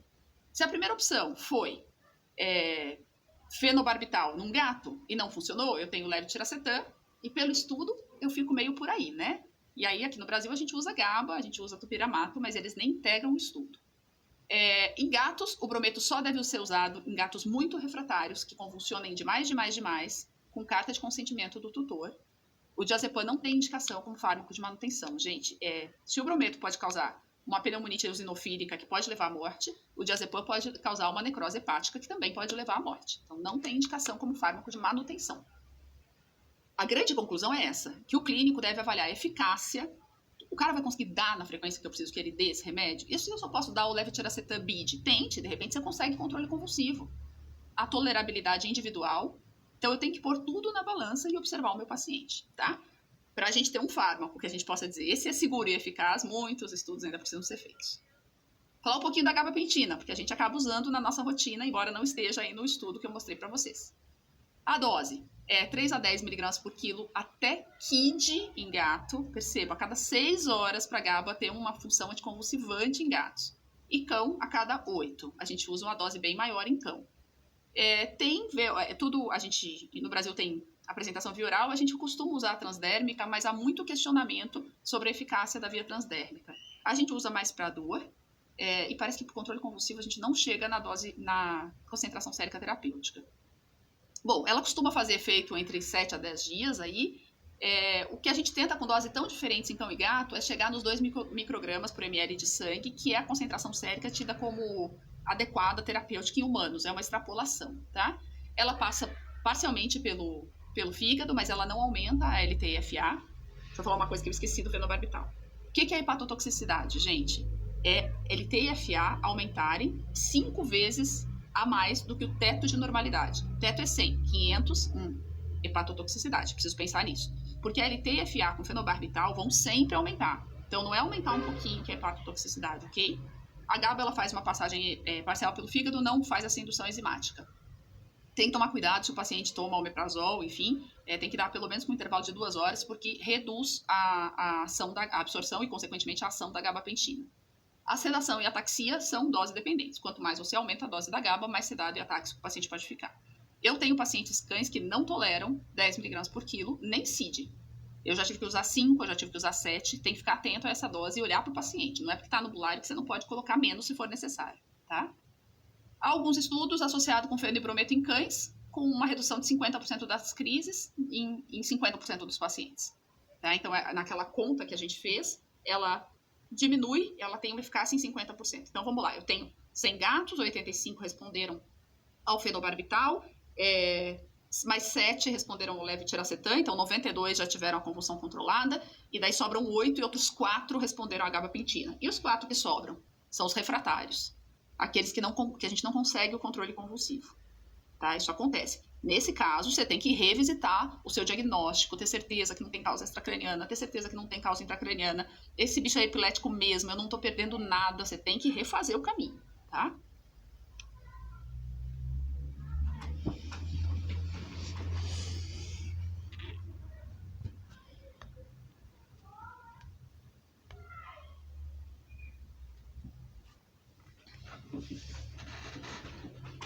Então, esse é um paper falando da farmacocinética da gabapentina em gatos. Aqui, pera um pouquinho.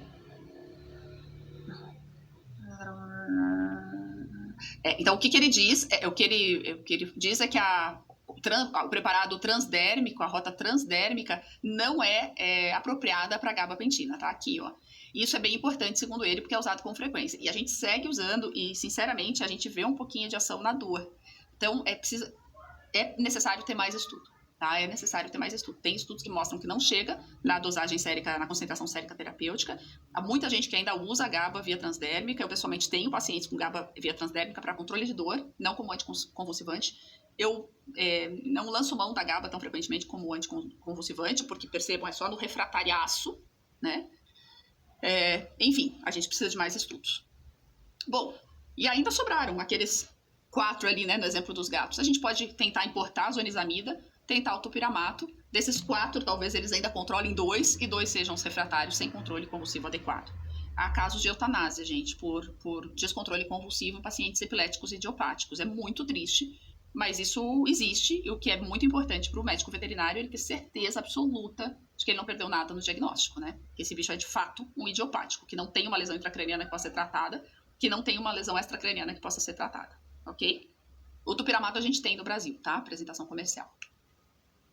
Bom, aqui é um estudo sobre a zonisamida, a gente não tem a zonisamida, mas ela se mostra muito, muito eficaz nessa família de gatos. Então, aquele mesmo estudo lá do Japão, eles testaram se a zonisamida controlava a convulsão daqueles gatos que eles sacudiram na gaiola e viram que a zonisamida teve que os gatos tiveram uma ótima resposta, um ótimo controle convulsivo com a zonisamida. Aqui eu deixei para vocês algumas referências com algumas doses. Então, por exemplo, olha só. Aqui é um paper sobre epilepsia em gatos. Não é um paper tão novo, de 2014. Tem algumas drogas, algumas doses. Por exemplo, diazepam, vocês já sabem que a gente não deve usar como manutenção. Quais os principais efeitos colaterais, as referências, de onde isso foi tirado, se tem estudo clínico disponível para falar na eficácia de cada um, enfim, para vocês darem uma olhada. Esse aqui, porque eu também deixei, tem algumas drogas e tem um mecanismo de ação aqui dessas drogas. É sempre legal a gente combinar drogas com diferentes mecanismos de ação. Então, por exemplo, olha só, combinar gabapentina com pré-gabalina não faz muito sentido, porque eles têm exatamente o mesmo mecanismo de ação. Então, o levetiracetam com a liberação prolongada e com a liberação padrão também não faria o menor sentido. A pré-gabalina com a zonisamida, as duas bloqueiam um canal de cálcio. Então, a gente tem que olhar para isso, tá bom? Aqui mais 2 estudos para que vocês possam... Essa é a moça que eu comentei com vocês, a Hasenfrat, a mais jovenzinha aqui, das duas, que é a autora essa moça aqui, que era residente quando eu estive em Guelph, que é uma das autoras desse estudo. Eles têm que publicar durante a residência deles. E aqui outras doses em gatos que eles recomendam de novo, né? A gente sabe que diazepam, uso contínuo, não é uma boa. E o canabidiol? E agora? Gente, o canabidiol é um universo em estudo, tá? A gente tem muita dificuldade ainda de comprar no Brasil. Tem o anabidiol, que é uma apresentação da Vivac em Portugal. Eu mesma já comprei para alguns pacientes. A gente consegue manipular aqui no Brasil em alguns lugares, mas é tudo muito complicado. Os estudos sugerem, eu deixei aqui um dos estudos para vocês, que há uma resposta, há uma redução dos episódios convulsivos, sim. Tem um grupo de estudo bem consistente na Universidade do Colorado, nos Estados Unidos.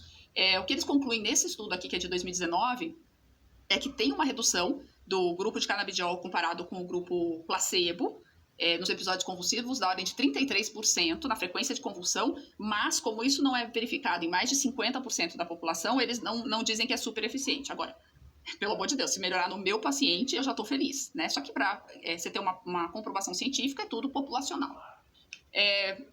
Esse estudo é um estudo de farmacocinética em cães e gatos, e a conclusão é que uma dose de 2 mg por quilo BID parece ser bem adequada, tá?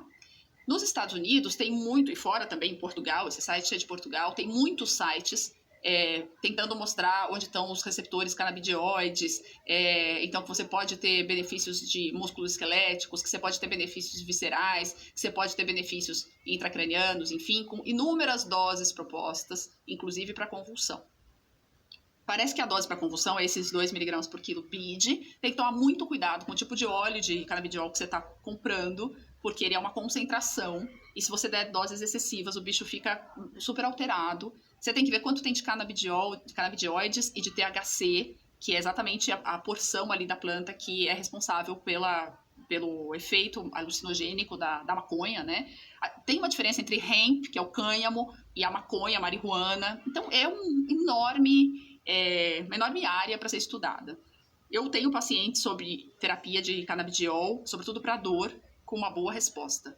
Eu tenho usado ainda mais para dor do que para convulsão e vejo resposta, mas também vejo efeitos adversos no erro da dose, pacientes muito prostrados, um gato que caía, assim, enfim, tem que tomar cuidado no erro de dose, tá?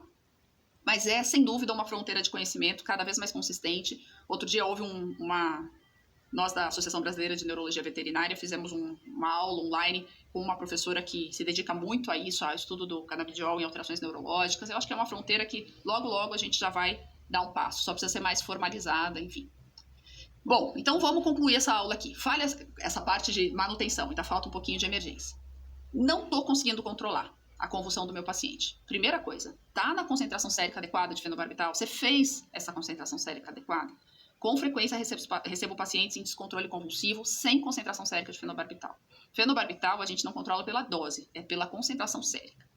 Depois, tá prescrito na dosagem certa, tá manipulado, se é o manipulado, na dosagem certa? O tutor tá dando direito, tá dando 2 vezes por dia, tá vendo o bicho engolir ou o tapete tá cheio de comprimido embaixo? Será que o corpo não se acostumou? Com o tempo, se você tem um paciente, isso é mais raro em gatos do que em cães, mas pode acontecer nas 2 espécies. Eu tenho um paciente que eu atingi a concentração sérica terapêutica de Gardenal, de fenobarbital. E aí, 7 meses depois, não deveria, né? Porque eu deveria controlar a concentração sérica a cada 6, mas a gente relaxa. Ele começa a convulsionar. A primeira coisa que você tem que fazer é checar essa concentração sérica, porque ela vai caindo, porque o corpo vai se habituando ao fármaco, tá? É uma indução mesmo. Essa tolerância farmacodinâmica. E outra coisa é revisitar os exames, refazer alguns exames, porque pode haver uma doença progressiva se você não está conseguindo controlar essa convulsão. Gente, imagine que vocês tratam o epilético idiopático há anos. E hoje ele começou a convulsionar com 5 aninhos, hoje ele tem 12. E as convulsões estão saindo do controle. Ele pode ter uma doença estrutural agora que antes não existia, ter desenvolvido outra doença. Essas coisas acontecem. E a gente tem que refazer o diagnóstico, tá? A gente não pode esquecer que tem aquela parcelinha que é refratária, que pode chegar até 25% a 30% dos casos dos epiléticos primários, tá? Número bem alto em alguns estudos, mas pode acontecer. E aí eles precisam de múltiplos fármacos. Muito bem, aí a minha pergunta para vocês é, toda convulsão é uma emergência? O paciente convulsionou agora, uma convulsão rápida, 30 segundos. O tutor tem que sair correndo e internar? Perceba, quando o paciente convulsiona pela primeira vez, em geral, o tutor sai correndo, porque o episódio é assustador, tá? Mas um paciente que já está sob terapia, até porque ele não sabe se vai convulsionar de novo, enfim, ele nem tem informação sobre aquilo. Mas o paciente que já está sob terapia, anticonvulsivante, e tem um episódio de 30 segundos agora, isso é uma emergência? Essa pergunta a gente precisa deixar colocada e respondida para o tutor. Olha só, convulsão, assustador. Isso é emergência? Depende. Se durar 5 minutos, ou se acontecer de novo antes dele recuperar a consciência, é. E se acontecer várias vezes durante o dia, mesmo ele tendo recuperado a consciência, também é, nas mesmas 24 horas. Porque a gente está falando de status ou de cluster. Não foi o caso, não durou 5 minutos. Ok? Já está terminando. Se recomeçar agora e ficar somando e passar de 5 minutos, aí a gente tem um problema. Bom, então a gente já sabe que é emergência se durar mais do que 5 minutos, se não recuperar a consciência entre uma e outra e for somando minutos, se recuperar a consciência, mas forem várias, 2 ou mais em 24 horas. Tudo é emergência. Quando o paciente chega na emergência, eu tenho que manter vivo, é meu primeiro objetivo. Depois cessar as convulsões. Imediatamente descartar a causa extracraniana, porque percebam, mesmo que seja um epilético idiopático, ele também pode se intoxicar. Eu não posso sempre partir do princípio que o que eu tenho ali é a epilepsia idiopática em curso. E se o bicho desenvolveu outra doença? E se o bicho se intoxicou?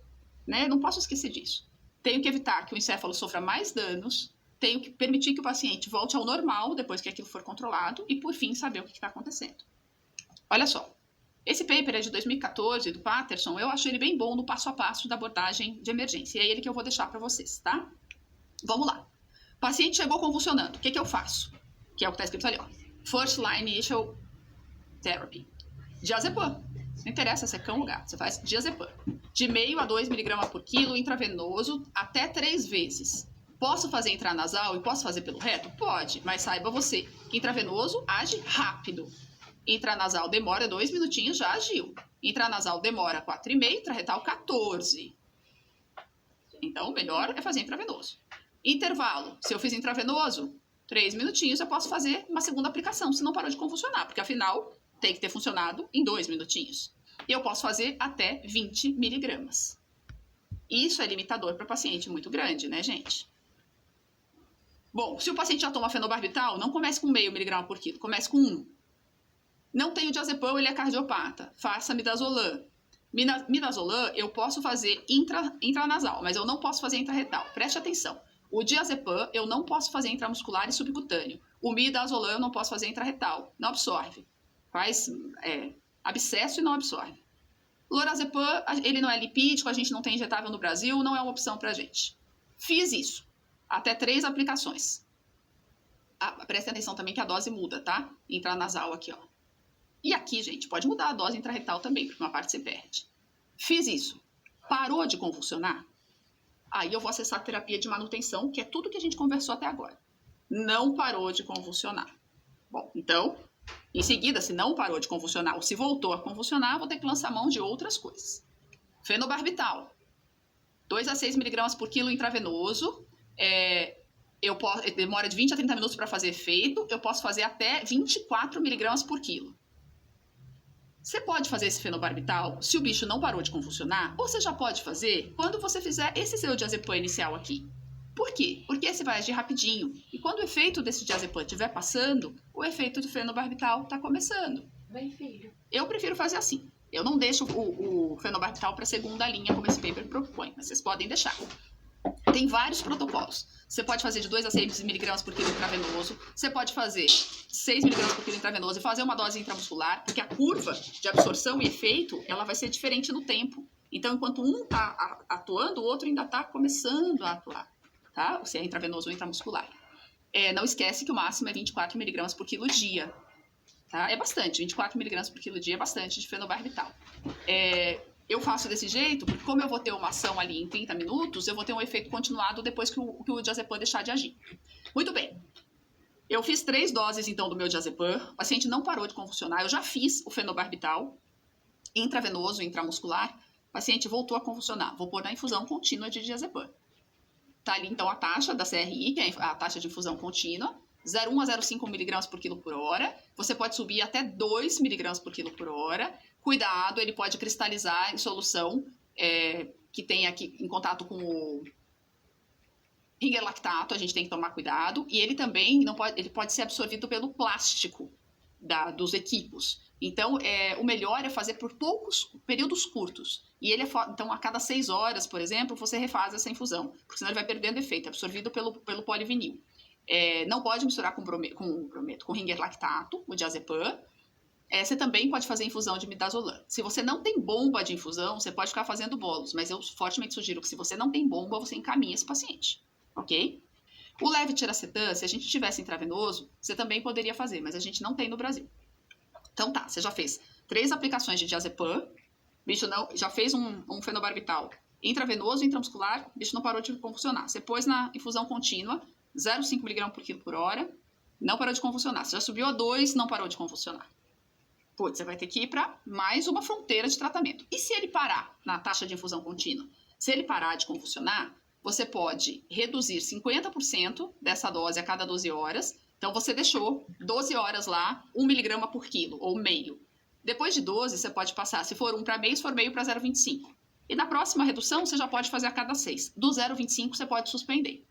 Tá? Então, posso deixar... Às vezes eu não deixo 12 horas no diazepam, às vezes eu deixo 6 horas em meio miligrama por quilo, já controlou, deixo mais 6 em 0,25 ou mais 3 em 0,25 e suspendo. Agora, aqueles que você teve que titular até 2, esses você vai ter que tirar mais devagar. Tá?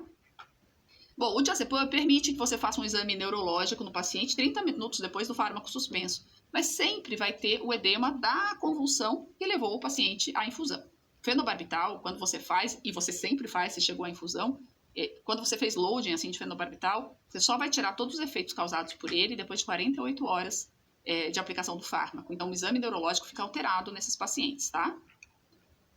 Bom, agora o cara que não parou de convulsionar, nem na infusão de diazepam ou de midazolam, que seja. Por que o midazolam aparece tanto nesses papers? Gente, isso aqui a gente usa tão pouco. Porque fora do Brasil, nos Estados Unidos é o contrário. O diazepam é caro, o midazolam é barato, tá? Então, eles usam muito ao contrário. Bom, primeira coisa, você vai checar se a dose está certa do que você está fazendo, se não tem alteração metabólica mesmo, se esse bicho não tem histórico que possa ter uma encefalite, uma neoplasia intracraniana. Reconversar com o tutor. Falar, gente, ele estava normal antes, tem certeza?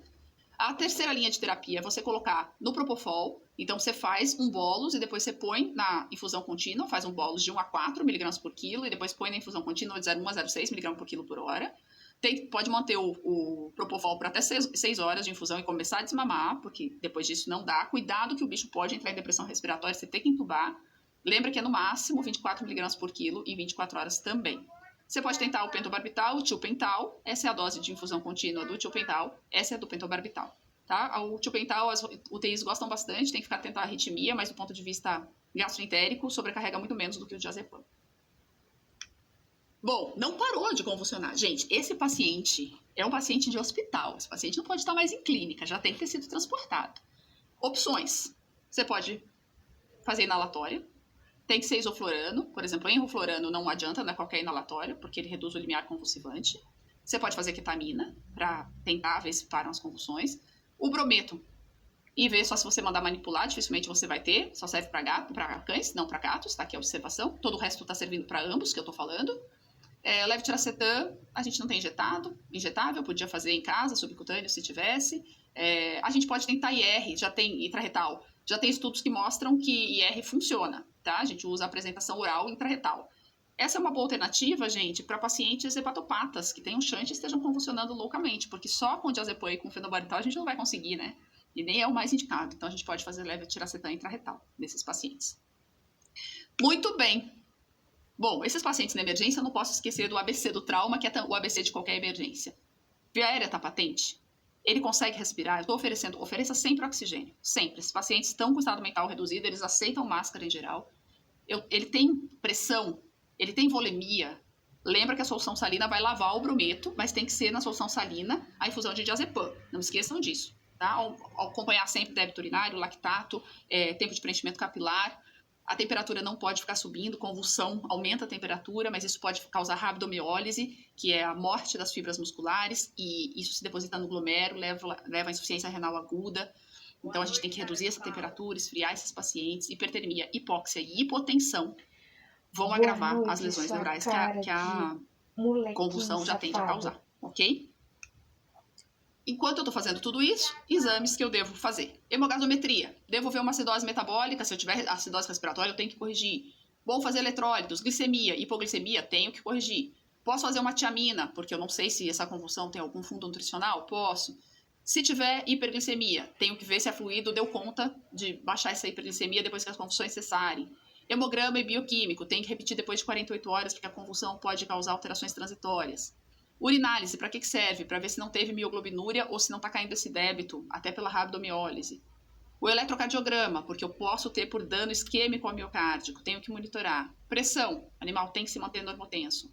Estou falando de emergência, estou falando de animal que teve cluster ou chegou em status.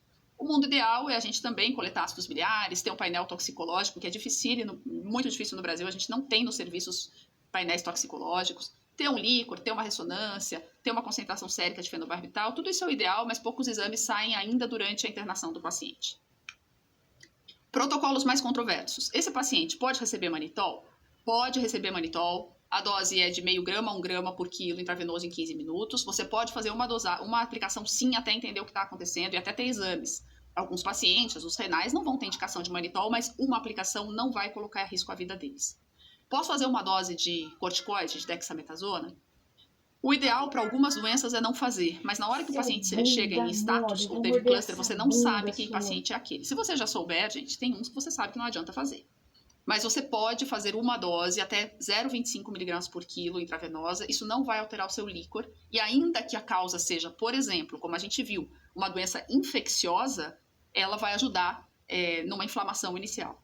Então, eu estou falando de uma dose, né? Uma dose até entender o que está acontecendo. Não protocolar manitol e dexametasona sem diagnóstico. O que é uma anamnese na emergência? É isso. Quando que essa crise começou, já tinha convulsionado, já convulsionou com essa intensidade, o que teve de problema de saúde, teve problema, está andando em círculo, está dormindo em lugar estranho, está errando o lugar de fazer xixi, está muito agressivo, toma algum anticonvulsivante, qual que dose, com que frequência, há quanto tempo ele toma, tem dosagem sérica, viajou, pode ter se intoxicado, comeu. É isso. Essa é a anamnese de emergência, enquanto você está atendendo o paciente. Feita por você, por um enfermeiro. Então, para a gente finalmente concluir essa aula, mas é longa, eu sei, mas uma das mais importantes do nosso módulo, e certamente a que a gente vai acabar discutindo mais nas perguntas de vocês depois. Primeiro, você tem que saber que aquilo é uma crise epilética. O bicho convulsionou, você tem que descartar a crise reativa e crise estrutural, gente. Segundo, quem pode ser epilético idiopático? Você tem que ter certeza que está diante de uma crise epilética, que pode ser estrutural ou idiopática. Então, descartar a reativa e investigar a estrutural. Eu me referi só à idiopática na primeira fala. Quem pode ser idiopático? O jovem, o que não tem alteração no exame neurológico entre as convulsões. Posso tolerar um pouquinho de edema pós-convulsão só. Fenobarbital é a droga de escolha para manutenção, mas só vale fazer fenobarbital fazendo dosagem sérica. Senão, o descontrole convulsivo, ele independe da dose. Ele é dependente de dosagem sérica, tá? Segunda droga, para cães, brometo. Para gatos, levetiracetam. Droga na emergência, diazepam. O cluster e o status tem que ser tratado com diazepam. Posso fazer fenobarbital junto? Pode e deve. Não funcionou. Infusão contínua de diazepam, midazolam. Não funcionou. Propofol. Não funcionou. Ketamina. Não funcionou. Anestésico inalatório. Não funcionou. Você tem um problema. Esse paciente já está pegando neurônio, possivelmente não vai sobreviver. Ok?